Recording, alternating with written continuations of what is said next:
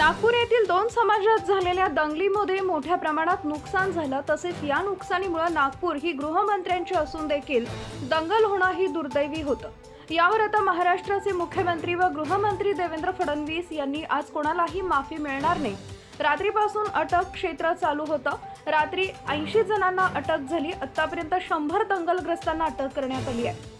आज देखील आचारसंहिता लागू असून पोलिसांचा मोठा कडक बंदोबस्त आहे। नागपूर येथील घटनेचा प्रसाद कुठूनही यासाठी कोणी अविश्वास ठेवू नये असं मुख्यमंत्री देवेंद्र फडणवीस यांनी सांगितलंय।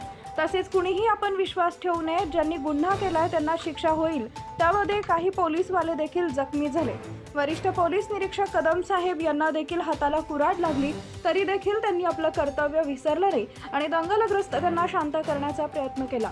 नागपूर येथील सोमवारच्या दंगलीमुळे संपूर्ण महाराष्ट्राची परिस्थिती बदलली आहे। कारण नागपूर ही मुख्यमंत्र्यांची व गृहमंत्र्यांची असले तरी दोन समाजामध्ये वाद होणं हे दुर्दैवी आहे असं मुख्यमंत्री देवेंद्र फडणवीस म्हणाले। Subscribe now and press the bell icon. Never miss an update.